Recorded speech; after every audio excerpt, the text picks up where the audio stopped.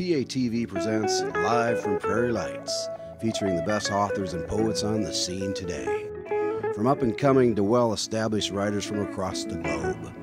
You'll see them right here on PATV.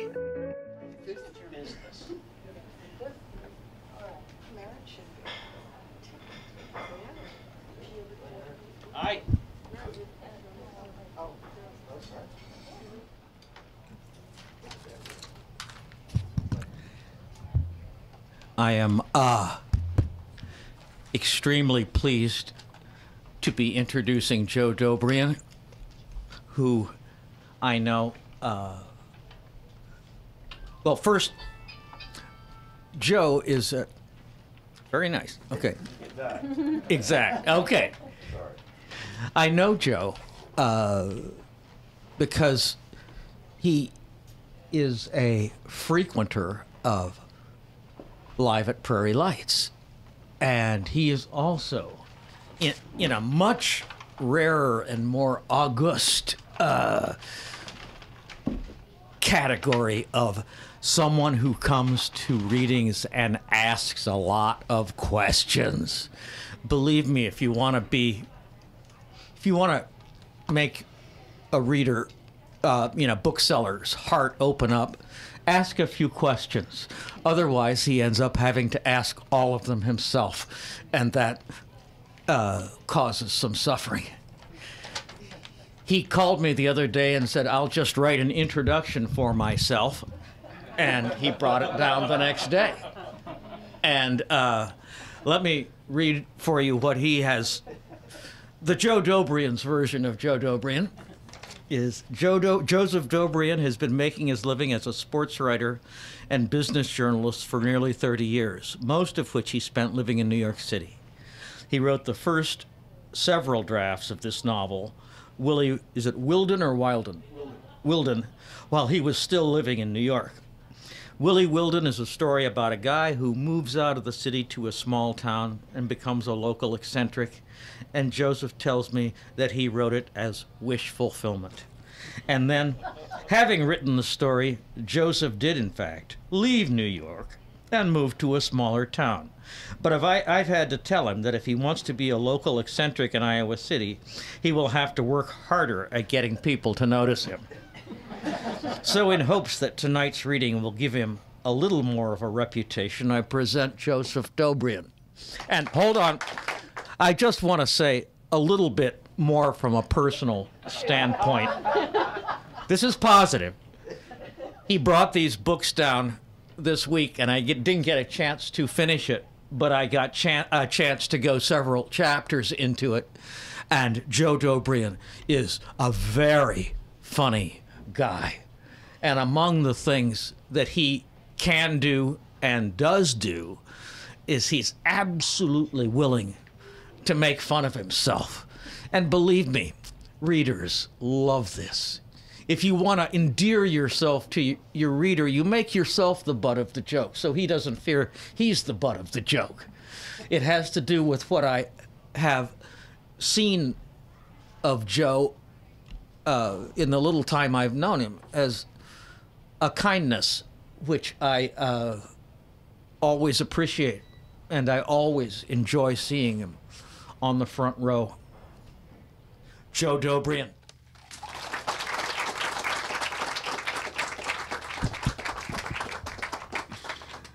Thank you so much for that introduction, and thank you, all of you, for coming here tonight. I am amazed. Thank you. I wrote Willie Wilden mainly as an amusement. It's supposed to be a fun read, not a heavy read. But if you ask me if there's an overarching theme or message, I'd say that this book is a tribute to the values that I learned in the books that I read when I was first learning to read. It's horrifying to me that when I was a little boy, the villain of the story would often be the busybody, the person who can't bear to leave you alone, the Grinch, the control freak. And today, that sort of person is often portrayed in literature as the good guy, only they're called reformers or progressives. I wrote this book partly to point out that sometimes the stodgy old fuddy-duddies, and you'll find a lot of them in this book, turn out to be more broad-minded and perhaps sometimes kinder and more considerate than some of the supposedly forward-thinking characters. The first bit I'm going to read you is from the first chapter of this book, which takes place on May 18th, 1999. Now bear that in mind. It's 12 years ago, pre-9/11, pre a lot of other changes that have happened since then. But you'll notice that the seeds are already sprouting. Now our protagonist is Roger Ballou, who is a freelance writer in his 40s. He lives in Manhattan and up to now has just been barely scraping his living as a freelance writer. However, today he is having probably the worst day of his life. He's just lost his most important client. He has just had his rent raised to the point where he will certainly have to move, possibly out of the city. Now it's about 8 o'clock in the evening, and he's sitting in a bar in Midtown Manhattan. He's the only customer in the bar so far, and he's waiting for a blind date to show up. And he's about 99% sure that he's been stood up. He is, at this moment, about as downhearted as he can remember ever being. And this is the incident that pushes him over the edge and makes him decide to get the hell out of New York City. A black demon appeared, hovering in the air above Baloo's head. That's what Baloo called them in his mind. He'd never told anyone else about them. The black demons were imaginary creatures that had plagued him since he was a toddler, although he'd not named them the black demons until well into adulthood. When he'd been very small, they'd just been them. Them amounted to 8 or 9 demons in all. Naked, bony, hairless creatures, each about half Baloo's own size, with ink-black skin, hominoid bodies, gargoyle faces, gaping mouths, and enormous pterodactylous wings. Often, if Baloo were alone with his thoughts, after having said or done something that struck him as maladroit, 1 or 2 or sometimes all of the black demons would appear, flapping their wings, berating him, offering sarcastic commentary, calling him unoriginal names, or just curling their lips and shaking their heads. One of them would sometimes play Baloo's defender, but in a reluctant, patronizing way, as though egging his fellows on to greater insult. Another one, Baloo's particular nemesis, would appear only in extreme cases. He would never speak, but when the verbal abuse from the others was reaching a crescendo, this one would clamber onto Baloo's shoulder, gibbering like a monkey, and cling with furious tenacity with both legs and one claw-like hand, slapping Baloo hard on the side of the head with the free hand again and again. A second black demon appeared, hovering, and then a third. "Well, really, Raj," said one of them, "you should have known this would happen." "Oh, he did know it would happen, obviously," said another, "and he went ahead and he made the date anyway." "Yeah," said a third demon, "you know what I think? He gave up looking for a girlfriend long ago. Now he's just actively seeking abuse, inviting abuse, every time he asks someone for a date. Funny, isn't it?" "Funny and pathetic," said the one who's spoken first. "How did he get this way? It can't just be his looks, and it can't just be because he's not successful. He can scare a woman off when she doesn't know a thing about him. That's talent." The demons faded from his view. For the first time that day, Baloo felt moved to compose. He took from his pocket a pen and a small leather-bound notebook. "Dear Hosebag, you have behaved properly on the principle that if a man is deemed insufficiently interesting, the rules of polite society may be waived when dealing with him. Let me apologize for forcing you to stand me up. Not that you thought twice about it, nor should you have." Years before, Baloo might have sent such a letter. He'd done so more than once. He was, despite his sarcastic tone, not kidding. He did not blame this woman he'd never met for standing him up, so much as he blamed himself for being the kind of man a woman would stand up in such a manner. A cool guy, a guy who struck a woman as acceptable breeding material, would not be treated so. 8:35. Ballou decided to concede defeat and order a real drink. 8:36. The street door opened and a woman entered the bar. Ballou's date had described herself on the phone as 25, short, and I've got long black hair like Pocahontas. Well, this new woman was nearer 40 than 25 and rather tall, with reddish hair and a statuesque figure. She seated herself halfway down the bar from Ballou, just as Ballou called the bartender over and ordered. Ballou glanced down the bar. The lady wasn't beautiful, but certainly attractive. He looked her up and down, not being too obvious about it, trying to notice something about her that he could remark upon and thus start a conversation. The bartender served Ballou his old-fashioned and poured a glass of Merlot for the lady. Ballou took a sip of his drink and found it acceptable. He selected one of his home-rolled cigarettes from a silver case, fitted it into a short ivory holder, and lit up. Non-smokers can never imagine the pleasure of smoking just a few cigarettes a day, and heavy smokers have long forgotten it. This was the ceremony that Ballou looked forward to every day, as a mystic might look forward to prayers. He seldom smoked except when he was having a drink. So that first smoke of the day with his evening cocktail was like falling into bed with a beautiful concubine who desired him as much as he desired her. The delight of it never palled. It would never have occurred to Ballou that it could. He inhaled, felt the rush of smoke into his lungs and the lovely blonde aroma in his nostrils. And suddenly it mattered just a little less that he'd been stood up, that one more woman had informed him that he wasn't good enough to deserve ordinary courtesy. He watched himself in the mirror behind the bar, watched himself blowing out the smoke, watching himself watching it rise to the ceiling, watching the Merlot drinking lady watching him. He took another sip of his drink. "Excuse me," the woman called over to him. "Could you please not smoke that in here?"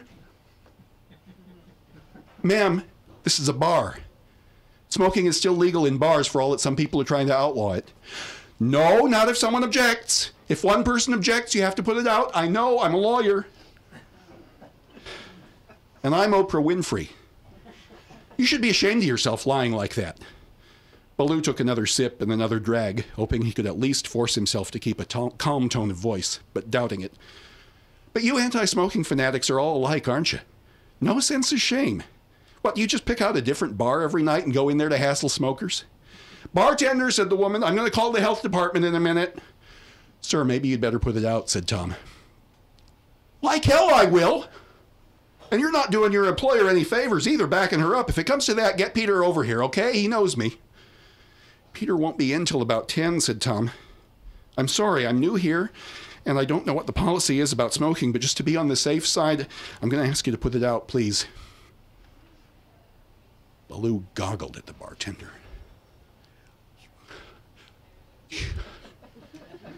Baloo's eyes blazed. The bartender actually took a step backwards, his face registering not quite fear, but wariness. "You have got to be kidding, you little snot-nosed fuck!" Sir, listen, I'm tearing up your tab here. You don't have to pay for that drink, but I need you to leave now." "Are you out of your mind? I've been in here 3-4 nights a week for 5 years. Sir, please, I need you to leave." "You know what? I got a good mind to sit here and let you call the cops on me and see how your boss would like that. You've just lost yourself a regular customer, pal, your first night on the job. You're doing your boss really good. And you're in for a terrific evening as long as this thing is sitting here." Baloo took a $5 bill from his pocket and slapped it onto the bar. "Here's for the glass," he snarled and limped out, taking glass and cigarette with him. Sir, you're not allowed to have an open container in the street."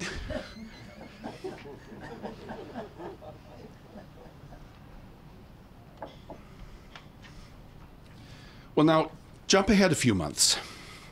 It's the first week of September 1999, and Roger Ballou has sort of bullshat his way into a part-time job as a visiting professor at Devander College, which is a small third-rate college in upstate New York. And he's about to teach his first class, which is poetry workshop. Now, bear in mind that Baloo has never taught a class in his life, and he's just hoping that he doesn't make a complete fool of himself.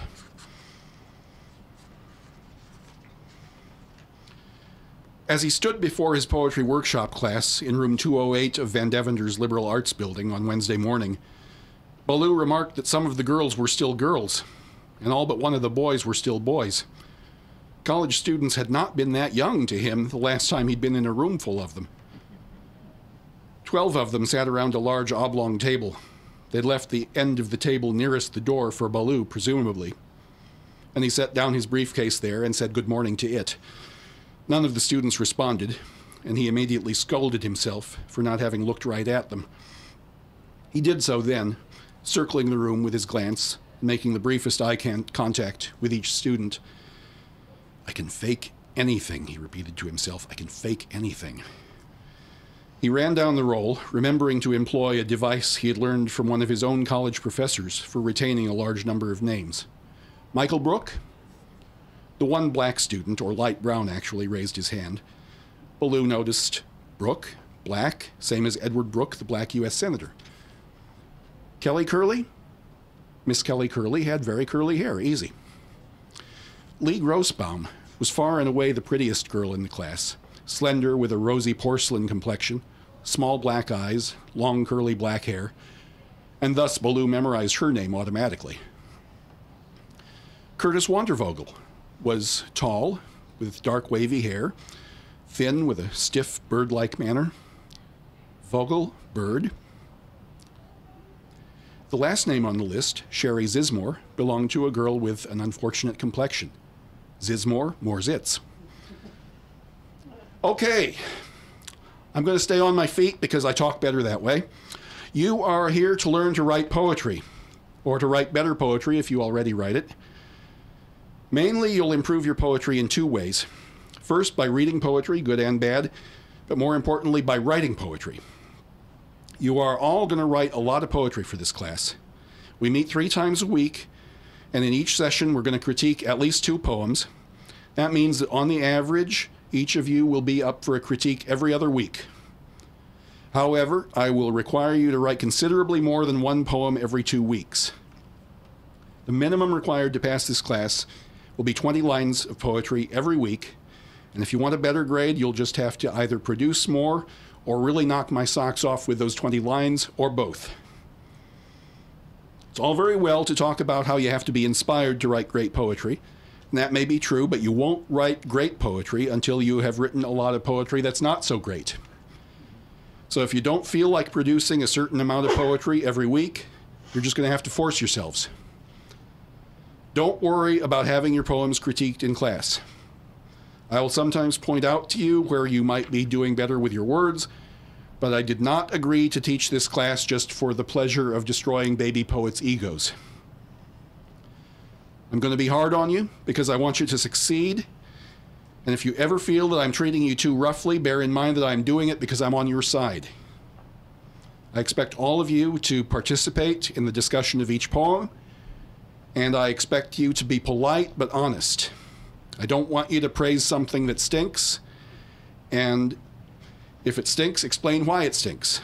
Don't be a know-it-all, don't be snide, but be critical. If you are being critiqued, I've got one rule for you. Shut up. If someone says he doesn't like this or that about your poem, or doesn't understand this or that, or says, I think it would be better if you said thus and so, you are to sit there and take it. No matter how much it hurts you to hear people tearing your work apart, you are not here to argue. The only time you're allowed to respond is if someone asks you a direct question, like if he asks you the meaning of a word he doesn't know. Come to think of it, if you don't understand a word or a phrase, ask me, not the author. If I know, I'll answer. If I don't, I'll ask the author. That's how you'll find out how little I know. Somebody shrieked falsetto as though she'd been stabbed. Baloo looked around and determined that the sound came from a pale, thin, long-faced young woman in a loose dress, and that the sound was evidently a laugh. She blushed almost purple. The blush was as abrupt and extreme as her laugh. She put her hands over her face and looked down at her lap. Tonia Campling was her name. Now, each of you is in a very fortunate position with regard to your future as a poet. Anybody want to tell us why, Mr. Brooke? Yeah, because life sucks when you're our age. You gotta suffer to write great poetry, right? Another shriek, although a somewhat less violent one, from Tonya Campling. Right you are, Mr. Brooks, said Ballou. Contentment might be delightful, but you don't get inspiration out of contentment, do you? Has any one of you ever written a poem when you were feeling happy that you liked a long time after you'd written it? Or did you pick it up a year later when you were maybe feeling not quite so positive, and did you just go, eee? Wasn't it, in retrospect, the worst piece of crap you'd ever written? Didn't you go and burn it immediately? That is a bullshit, said a round, bulky, balding young man with a sullen face and an Italian accent. I write a lot of happy poems. Vecchia means old. Giulio della Vecchia was probably not much past 20, but his balditude gave him an extra 10 years. Bene, signore della Vecchia, Baloo replied. Bring him in. Parla l'italiano? Un po', sì.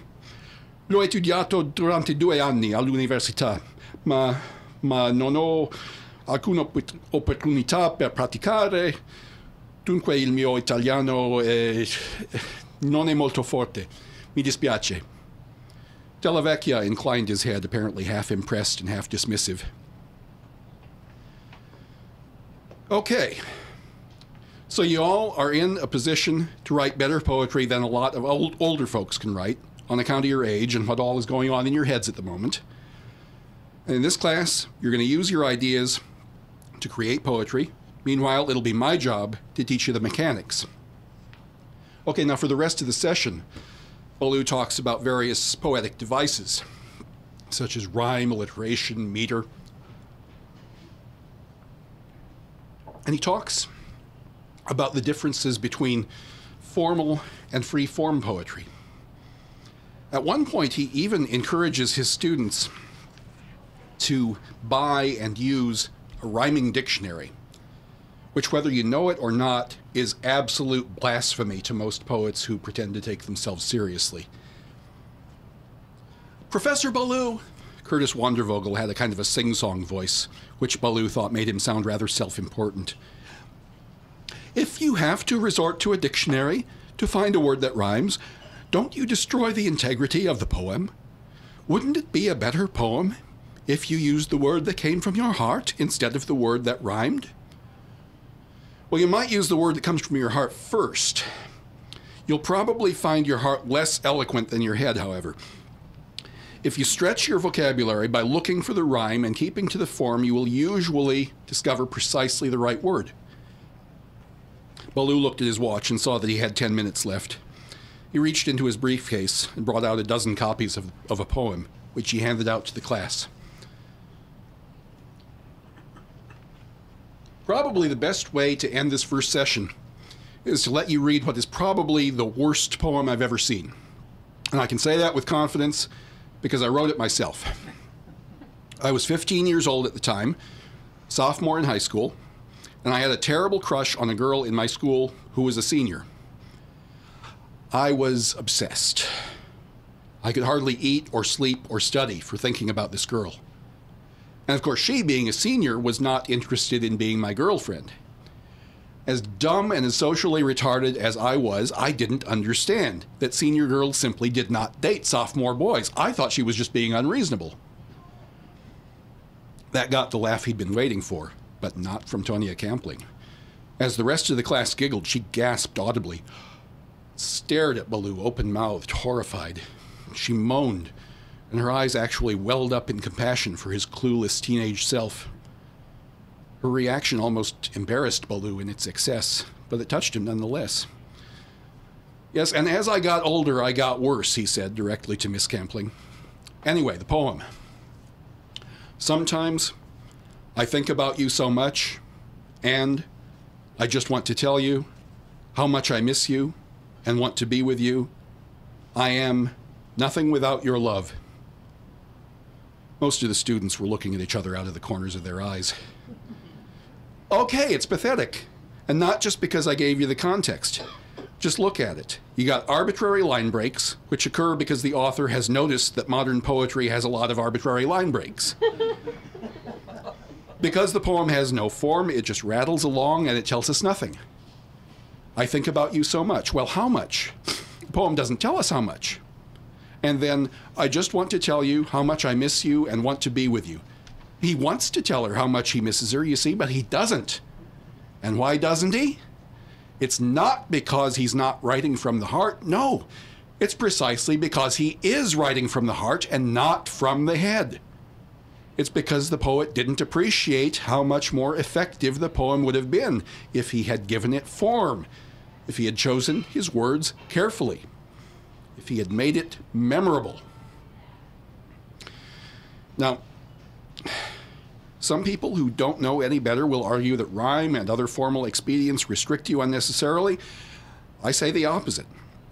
When you use form, you expand your knowledge of the language, and that gives you more possibilities. Yes, Mr. Taylor. If you'd made that poem memorable, would she have dated you? Poetry may be powerful, Mr. Taylor, but it's not all powerful. I don't care if I had written a poem that won a Pulitzer Prize.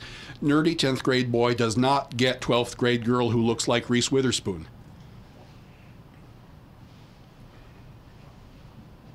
Now, to end with, I'm going to recite the first poem I ever learned by heart. It's by Robert Frost, who, by the way, once said that writing poetry without form is like playing tennis without a net. This poem is called The Pasture.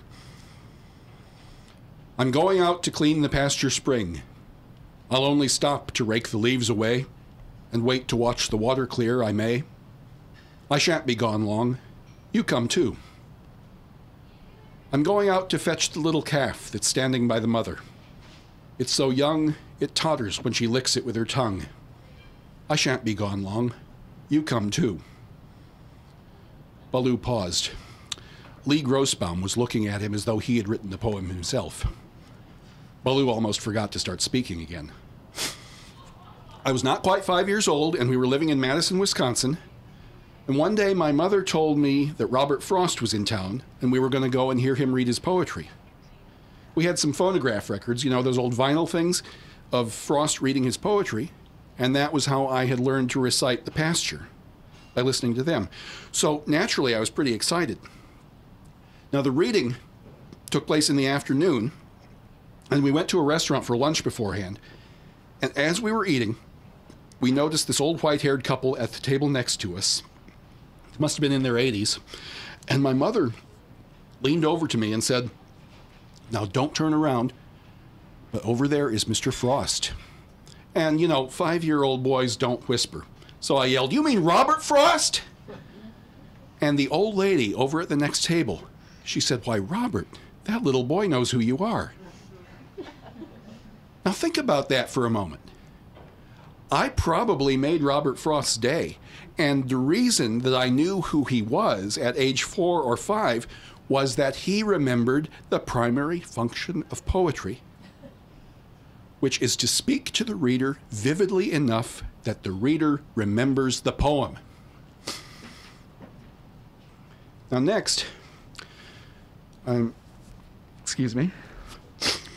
going to read you 3 very short little snippets about people's varying reactions to Devander College's Indian mascot, Willie Wilden, whom you see on the front of the book. Now first, you've got the student explaining to Baloo why he does not like Willie Wilden. "He's one reason why we suck. Look at him, he's all cuddly. He looks like a kid's toy. How are you going to win football games with that? Give us a tough-looking guy. Maybe put a bloody scalp in his hand and call him Big Chief Slap Your Mama. Maybe then we'd win 3 or 4 in a season." Now, a little bit later in the book, you've got a friend of Roger Ballou's who happens to be an Indian, and he explains to Baloo that while he agrees with that kid, he sees Willie Wilden as a kind of an archetype.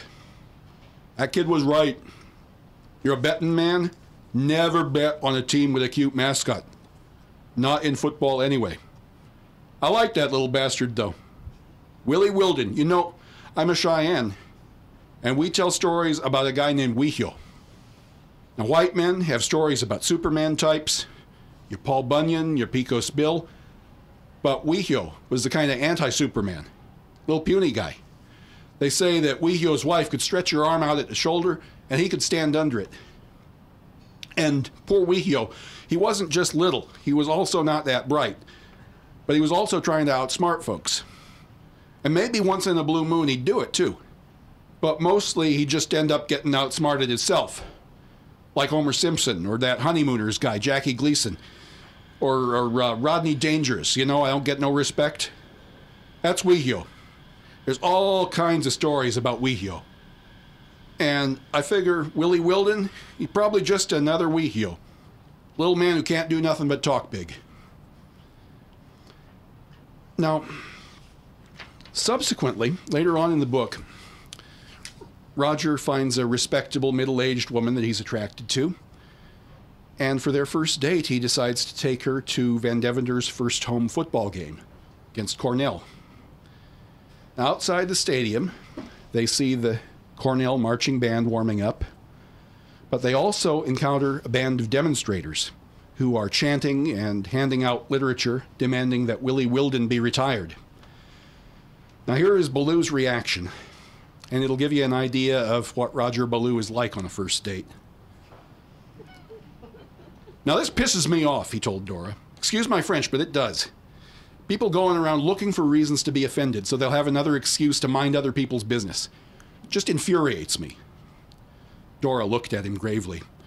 You obviously have strong feelings about this. You know what? Willful ignorance offends me. Stupidity offends me. If there was a real issue of racism here, I'd agree with these idiots, but there isn't. This is purely a manufactured issue that's been concocted by a few professional troublemakers and people who take a pathological enjoyment in being offended. And they often get their way, people like that, because they shout and threaten and whine louder than anybody else. Baloo's voice rose and his hands began to chop the air. And really, all these people want to do is they want to make sure that everybody lives the way they think they ought to live. And they want to suppress everything that doesn't suit their worldview, but mainly what they love is they love disturbing other people. They love starting with other people. See, Dora, there are only two kinds of people in the world. Some of us just want to be left alone, and some of us can't stand to leave you alone. That's what we're dealing with here, the latter type. Despicable people. Honest to God, I could kill them. Why? Well, maybe you agree with them? Why, I don't know, said Dora. I would hate to think that they were just taking this position out of a pathological urge, as you say, or because they were ignorant. Look, after the game, I'll explain to you why they've got no case at all, if you're still interested. I don't want to work myself into a frenzy just yet, which I will do, I warn you. Roger, you're very scary when you get angry. I just don't know what to think. I've never seen you so emotional before. Oh, don't worry, said Baloo. I don't actually get homicidal except on nights of a full moon. The Cornell band now began to play its slow, stately alma mater, and Baloo, grateful for the distraction, sang along. Far above Cayuga's waters, there's an awful smell. Some say it's Cayuga's waters, I say it's Cornell. Dora laughed, and Baloo felt relieved. He'd gotten out of a pickle for a moment, anyway. Now, to end with, I'm going to read you a bit of dialogue between two other characters.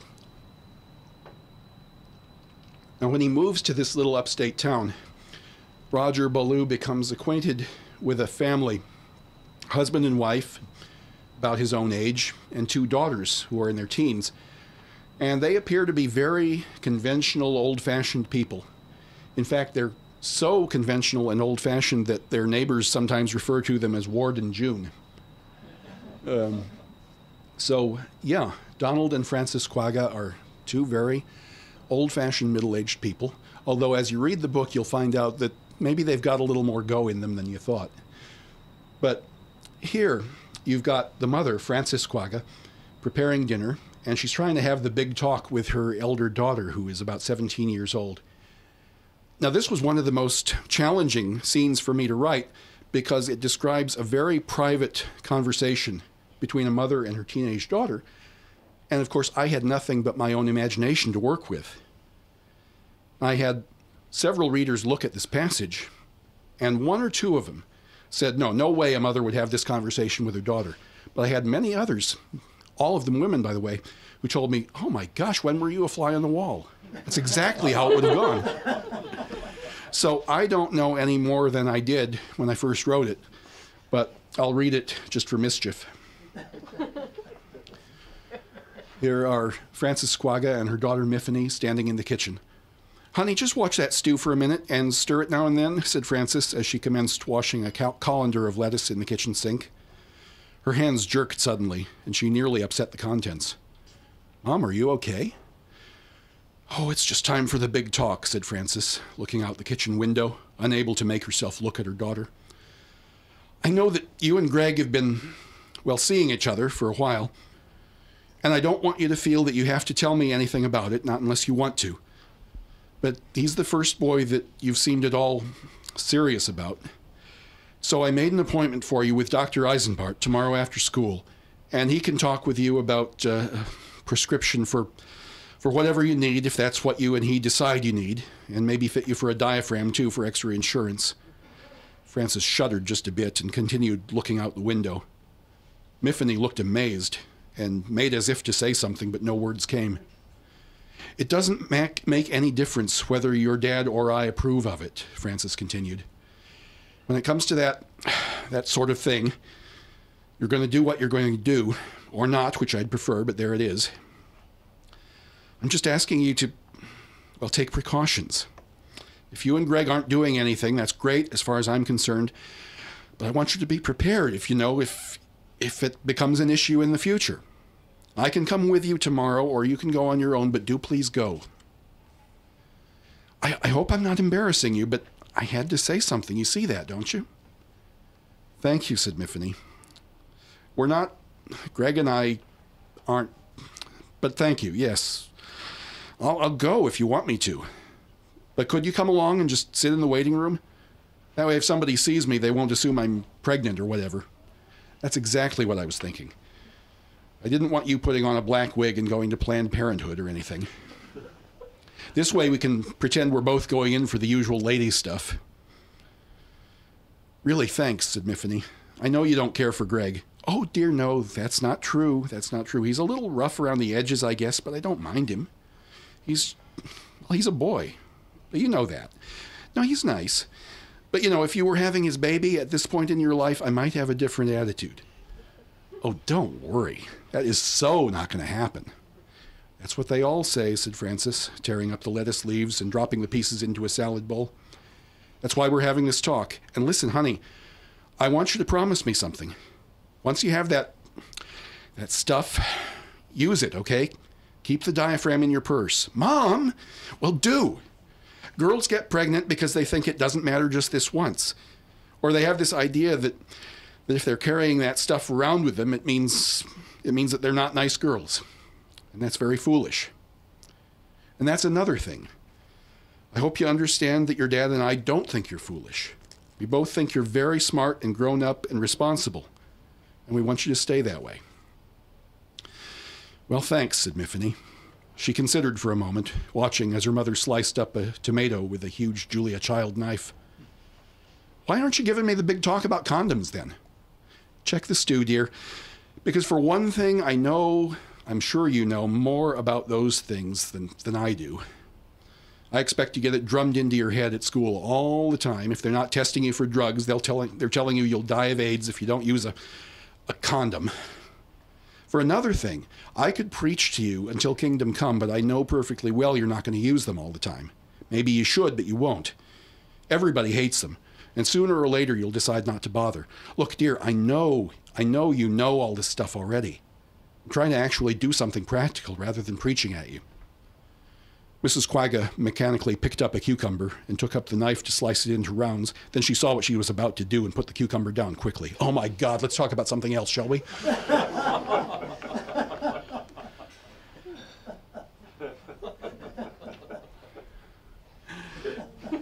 And on that note, I will call upon any of you folks.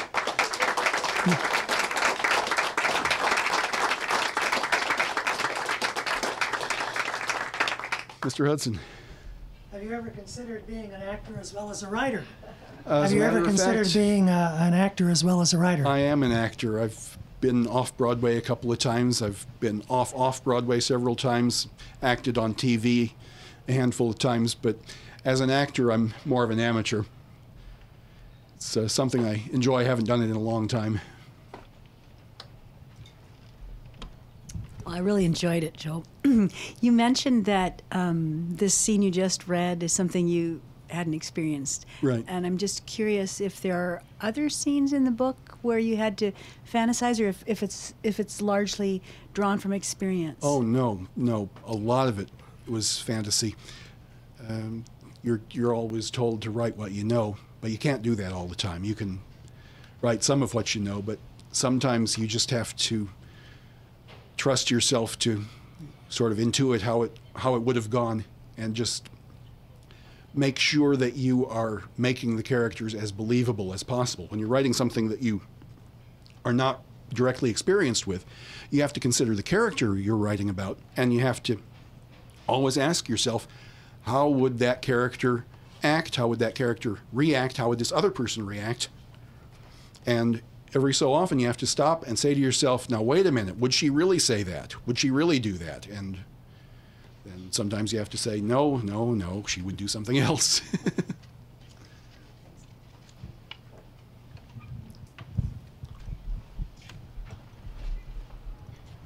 Joseph, have you dabbled in poetry since high school yourself? And if so, what poet would you remind yourself of? A bad one.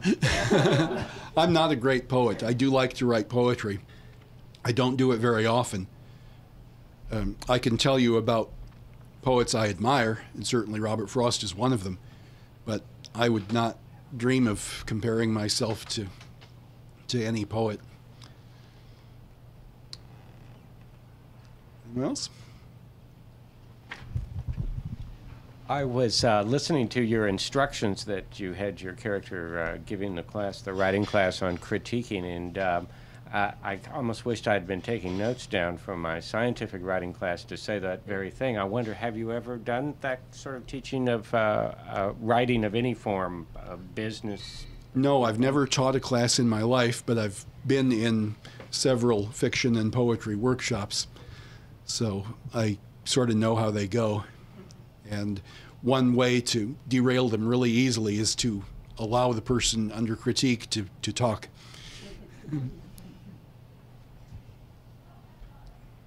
You answered the question. Oh, okay. You may have already addressed this, but I'm just kind of curious how you even came to the idea of this book. I mean, it's very clever, and I'm just wondering if you didn't experience these things, was there something that came to you that put you in a general direction of politics, or, Boy, that's a tough one. I had in mind a group of characters that had just come to me one way or another, based on people I knew or people I just made up out of whole cloth. One or two of them even came to me in dreams. And I had an idea for a book that was based on a bunch of people who posted to a certain website, a certain fan board, and they were all kind of eccentric. And I said, hey, I'll do a novel based on these people. But as I started to write scenes and write characters, it became something just totally different. And gosh, at this point, I cannot remember how I determined that Willie Wilden would be the sort of central focus of the book. I always knew that it was going to take place in a little town with a college in it, and that it would deal with writers. But beyond that, I really didn't have any clue, and I cannot remember, frankly, at what point of the process the Indian mascot snuck in there. But that is a topic on which I've felt very, very strongly for many, many years, because I personally am fascinated by Indians. I've always been, ever since I knew that they existed. And I think that Indians generally are fascinating and really cool, and we do them honor when we name a sports team after them. And people who are trying to take that away from us are just trying to take something very precious away from us and taking something very American away from us. I'm a graduate of Cornell. And I'm curious to know about where in upstate New York this takes place. Okay, the town of Wildenkill is more or less equidistant between New York City and Albany. It sits on the west bank of the Hudson River. So it's not really upstate, but it's in that sort of self-consciously quaint part of the Hudson Valley. Some people think Poughkeepsie is upstate. Oh, it's farther upstate than Poughkeepsie. But I would say you might want to compare it to Saugerties, Woodstock, Catskill, sort of an amalgam of Saugerties, Woodstock, Hudson, Catskill, that area. Now, a more serious question. Some people say, some writers I've read or heard say, well, you wait for inspiration. Others say you generate your inspiration. Some writers, like Hemingway, wrote every morning. And he said, if I don't write a certain number of words, I don't go fishing. And that was something for Hemingway to say that. What is your regimen in terms of writing? I wish I had one. I have to spend most of my writing time doing rather dry journalistic stuff just to keep the bills paid. So I don't have a lot of time for creative writing. When I do, I try to follow Hemingway's advice. That's one of the few things on which I agree with Hemingway. But it's not always something I can do because I am not very disciplined. I am the laziest son of a gun you will ever want to meet. I wish I were not that way. I wish that I had had a Vince Lombardi in my life much earlier. But as it is, I had better get cracking and start cranking out more work at this point. So I just need a professional dominatrix, I guess, to hold the whip over me. Could you favor us with any more lyrics from that wonderful Cornell song? That's all I know, I'm afraid. Holly, did I see your hand there? I have to say, I knew that song. I'm a Cornell graduate also, and I In fact, he sang along with you. Well, you said small academic community, lots of writers. Weren't you tempted to take advantage of growing up in Iowa City and set your novel in Iowa City? No, for a number of reasons. First of all, because Iowa City is too big of a town. This is a small town where everybody knows everybody. And there's lots and lots of gossip. You'll find in this book that everybody gossips about everybody. That's part of the fun of the book. It's lighthearted, but it's really sort of Peyton Place. For another thing, Iowa is a large, prestigious school with a lot of very reputable writers. Roger Ballou could never have gotten a job here. Van Devander is a third-rate college that probably pays really, really sucky wages. And so that's the kind of place where he would have ended up if he'd ended up anywhere. He was very lucky even to get this job.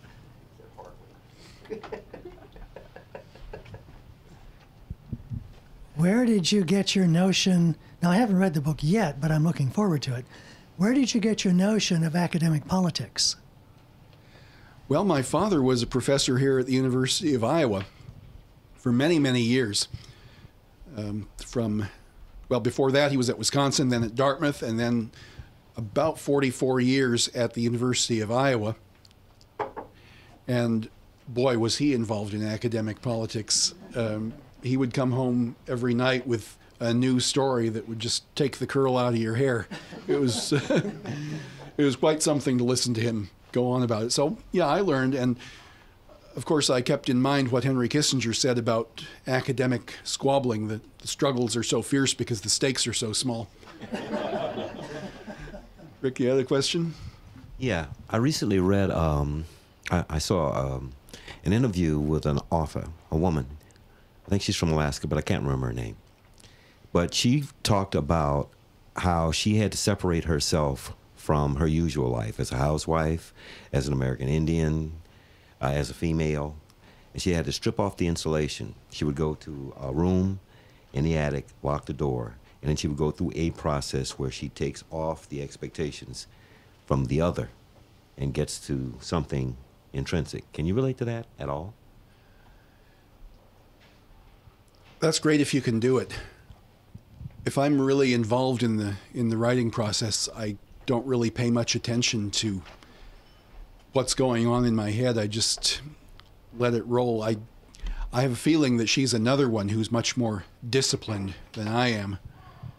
And gosh, that is what good writing is about, and it's why I'm 5 days away from my 55th birthday, and this is my first novel. Lack of discipline.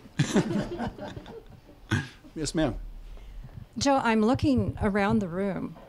Well, first of all, I should say I really admire the color of the book and its cover.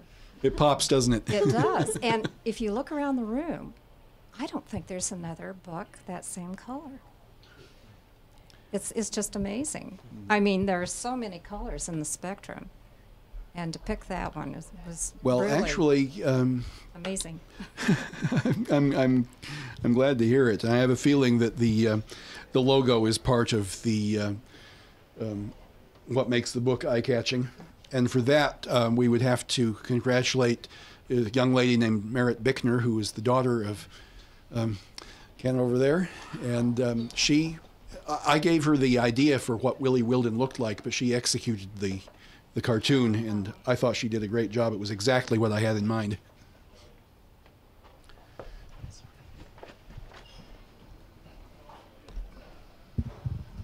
I know you told a little fib. This isn't your first novel. It's my first published one. That's right. Why is this one your first published one? And now that you have published, will you go back and revisit some of the other ones that I thought were pretty good and maybe publish them too? If I were to revisit either of those that you're familiar with, which I wrote in my 20s when I was under the ridiculous impression that I could do a very difficult thing without ever learning how, if I were to revisit those two, they would have to take on a form so different from what I originally wrote that you would not recognize them. I've got those two, which you can blackmail me with if I ever piss you off that badly. And then, I know.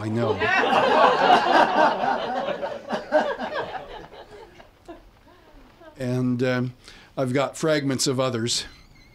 I have in mind, though, 2 other novels that I definitely want to write, and probably a 3rd one, plus a book of essays and a book of short stories. So I will probably be senile and incontinent before I revisit those 2.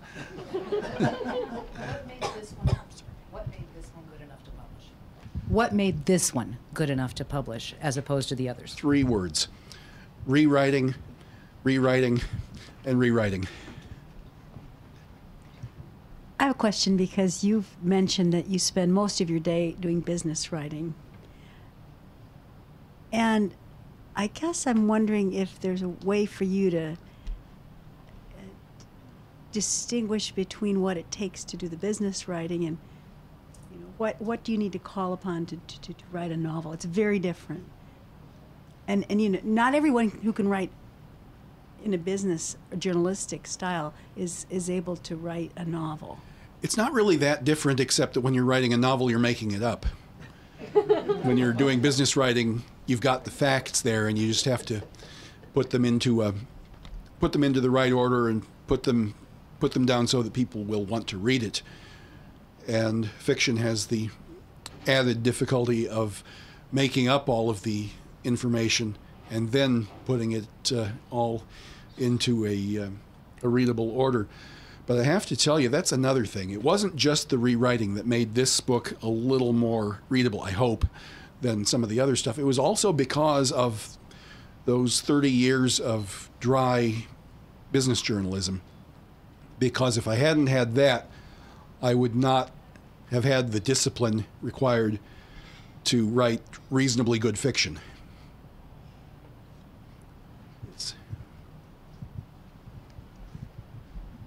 You almost said something earlier, which I would like for you to elaborate on, and that is something about as you get into the writing, it sounded as if you were saying the story and the characters take on a life of their own and it goes in directions you had not anticipated. Can you say something about that? And how do you feel about that when it does happen? Well, I would cite a couple of famous writers who commented on that. Once, I understand that a reader came up to Count Tolstoy and asked him why he allowed Anna Karenina to fall under that train. And Tolstoy said to him, "I couldn't help it. I couldn't stop her." And Flannery O'Connor recalled the time that she had lent a volume of her short stories to a rather unsophisticated old country lady who lived a few miles away from her. And after the lady had read these stories, she returned them to Ms. O'Connor, and she said, "I reckon them stories is just talking about the way some folks would do." And Flannery O'Connor said, yeah, that's exactly what fiction is. It's writing about what some folks would do, what they just can't help doing, what they will do despite themselves. We probably have time for one more question. One more question? Okay. Anybody? All right. Well, hearing none, I guess we can adjourn. Thank you all so very much. I really appreciate this.